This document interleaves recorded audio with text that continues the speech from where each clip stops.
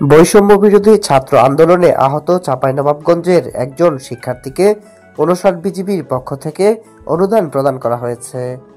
বিজিবির প্রেরিত এক বিজ্ঞপ্তির বরাতে জানা যায়, ৫৯ বিজিবির দায়িত্বপূর্ণ এলাকায় বৈষম্য বিরোধী ছাত্র আন্দোলনে আহতদের পুনর্বাসনের অংশ হিসেবে সোমবার ৩০ ডিসেম্বর বেলা ১২টায় জেলার শিবগঞ্জ উপজেলার সোনা মসজিদ বালিয়াদিঘি গ্রামের ইনজামাম হক পুত্র আসমাউল হোসনার হাতে মহানন্দা ব্যাটালিয়ন ৫৯ বিজিবির পক্ষ থেকে এই অনুদান হস্তান্তর করা হয়।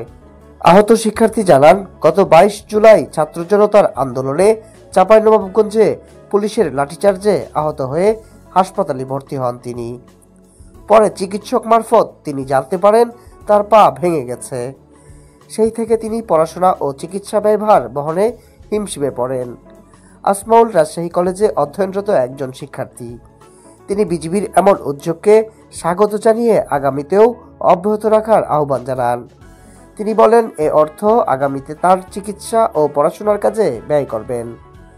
২২ জুলাই আমরা যখন আন্দোলনটা শুরু করি, তারপরে তো আমি সোনা মসজিদে শান্তিপূর্ণভাবে যে আমাদের মিছিল ছিল সেটাতে পুলিশ যখন লাঠিচার্জ শুরু করে, তখন এই মুহূর্তে আমি আন্দোলনে আহত হই এবং আমার পায়ের নিচে ফ্র্যাকচার হয়। তো আমাদের মতো সব অসহায়দেরকে হসপিটালে আমরা দীর্ঘদিন চিকিৎসা অবস্থায় ছিলাম। তো আমাদেরকে পুনর্বাসনের জন্য যে বিজিবি ৫৯ ব্যাটালিয়ন যে উদ্যোগটা নিয়েছেন, এটা অবশ্যই প্রশংসনীয় এবং আমি চাই আমাদের মতো আরও যারা অসুস্থ বা এরকম হাসপাতালে চিকিৎসাধীন অবস্থায় আছে তাদের কল্যাণে বিজিবি যেন আবার আগে এগিয়ে আসে এবং এই টাকাটা আমি আমার চিকিৎসা এবং পড়ালেখা এই সকল কাজেই আমি ইনশাল্লাহ খরচ করব। বিজিবি মহাপরিচালকের নির্দেশনায় আসমাউল হোসনার হাতে নগদ ১ লক্ষ টাকা অনুদান তুলে দেন ব্যাটালিয়নের অধিনায়ক লেফটেন্যান্ট কর্নেল গোলাম কিবরিয়া।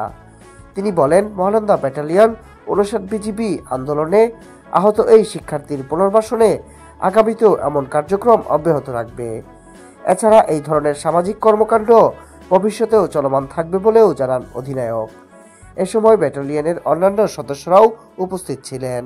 বৈষম্য বিরোধী ছাত্র জনতার আন্দোলনে আমাদের ৫৯ বিজিবির দায়িত্বপূর্ণ এলাকায় কয়েকজন আহত হয়েছেন। তো আমাদের বিজিবি মহাপরিচালক আমাদেরকে নির্দেশ দিয়েছেন যে এই ছাত্র জনতাকে চিকিৎসা এবং পুনর্বাসন করার জন্য। তো সেই হিসাবে আমাদের ৫৯ বিজিবির দায়িত্বপূর্ণ এলাকা সোনা মসজিদ এলাকায় একজন ছাত্র আছে, তার নাম আসমাউল, সে রাজশাহী কলেজে পড়ে।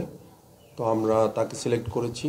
তো আমরা আমাদের ব্যাটালিয়নের পক্ষ থেকে, বিজিবির পক্ষ থেকে আমরা ১ লক্ষ টাকা নগদ অনুদান দিচ্ছি তার চিকিৎসার জন্য এবং পড়াশোনার খরচ চালিয়ে যাওয়ার জন্য।